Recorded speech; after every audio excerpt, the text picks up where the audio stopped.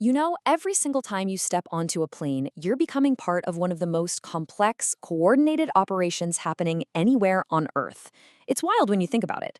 So today, we're going to pull back the curtain and uncover all of it: the hidden systems, the secret languages, and the just plain incredible engineering that takes you from the tarmac all the way up into the sky.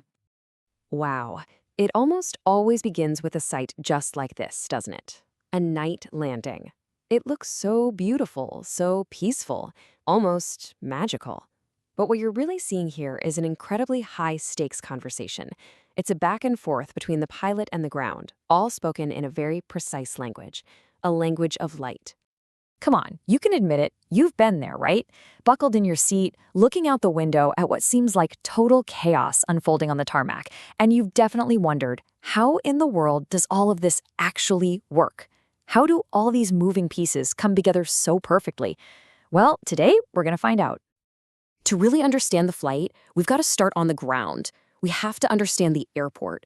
And you know, the best way to think about an airport, it's not just a big building. It's much more like an entire city, designed and built just for airplanes. So if the airport is a city, then the main terminal, that's kind of like City Hall. The concourses, those long arms you walk down, those are the neighborhoods. And the gates are the driveways where the planes park. Connecting all of these neighborhoods are the taxiways. Think of them as the city streets. And where do all those streets lead? Well, to the main highways, of course, the runways. And here it is, the city's main street, the runway. It even has its own road signs. See those markings? They tell the pilots exactly where they are. And that thick, solid line right there, that's basically a stop sign. It's called the holding point, and planes absolutely have to wait there until they get the final go from the air traffic control tower, you know, the ultimate boss of these highways. At night, this whole runway starts speaking that language of light we talked about. You've got these white lights that create this virtual welcome mat, just guiding the plane home. But the really critical ones are called the PAPI lights. It's a set of red and white lights that instantly tells the pilot if their approach is perfect, too high, or too low. It's this super simple visual conversation that helps them nail a perfect touchdown every single time. Okay, so the plane has landed, it's taxied to its parking spot at the gate. You'd think the hard work is over, right? Nope, not even close. This is where the ground game begins. It's a process known as the turnaround dance. You know that scene from your window seat, all those vehicles and people moving around? It looks like total chaos, but what you're seeing is actually a high-stakes, perfectly choreographed ballet. A whole team of specialists with highly specific vehicles swarm the aircraft, all racing against the clock to get it ready for its next flight in as little as 30 to 45 minutes. It's insane. So who are all these dancers in this crazy ballet? Well, first you have the pushback tug. That's the muscle, the little vehicle that moves a massive multi-ton aircraft. Then the fuel truck, pumping thousands of gallons of jet fuel right into the wings. You've got a catering truck that literally lifts an entire kitchen up to the cabin door. And in winter, the de-icing truck gives the plane a crucial bath to make sure its wings can generate lift. Every roll is vital and every minute counts. All right, we've covered the ground game. So now, let's turn our attention to the star of the show, the aircraft itself. I mean, when it comes to airliners, every curve, every shape, every single part is there for a reason. It is the absolute ultimate example of form-following function. Okay, check this out. On the left, you've got a modern Boeing 787, a machine built for incredible efficiency. And on the right, the legend itself, the Concorde, built for one thing and one thing only: pure, unadulterated speed. I mean, they're both airplanes, obviously, but just look at them. Their shapes tell two totally different stories about what they were made to do.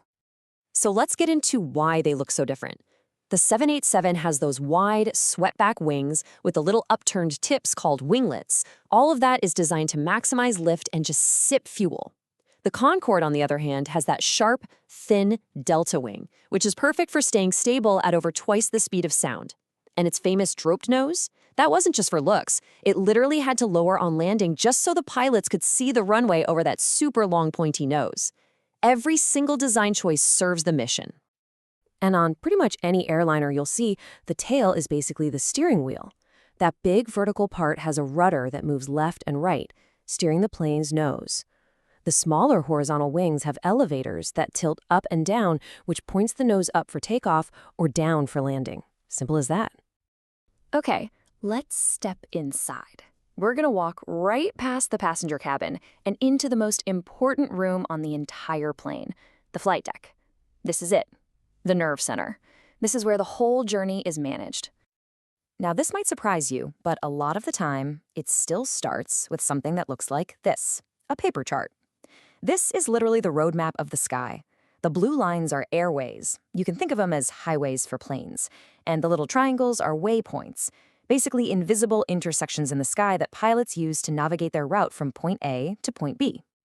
So, they take that route from the paper chart, translate it all into data, and then punch it right into the aircraft's brain, the Flight Management Computer, or FMC.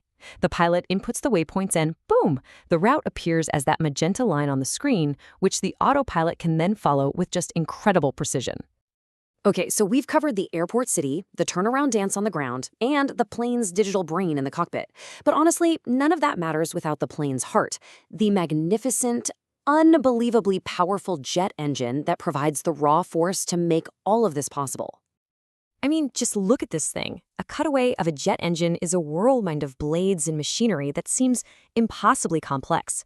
But the basic principle that creates all that incredible thrust is actually wonderfully simple. It all boils down to 4 easy steps. All you have to remember is this: suck, squeeze, bang, blow. That's it. First, the big fan at the front sucks in huge volumes of air. Then, a series of smaller blades squeeze that air, compressing it until it's incredibly hot and dense. Then comes the bang. Fuel gets sprayed in and ignited in a continuous, controlled explosion. And finally, blow. All those hot, expanding gases rush out the back at high speed, and that is what pushes the entire airplane forward. Suck, squeeze, bang, blow. Simple, right? And that's how it all comes together. The language of lights on the runway, the ballet of the ground crew, the brilliant design of the airframe, the digital brain and the cockpit, and the fire in the heart of the engine. All of these hidden systems all working together in perfect harmony. So the next time you're sitting at the gate waiting to board, I hope you'll see more than just a plane. Maybe you'll be able to identify the catering truck and know exactly what it's doing. Maybe you'll notice the winglets and remember why they're there. Or maybe you'll just think about those 4 simple steps happening inside that giant engine. The hidden world is now visible. So what will you look for that you never noticed before?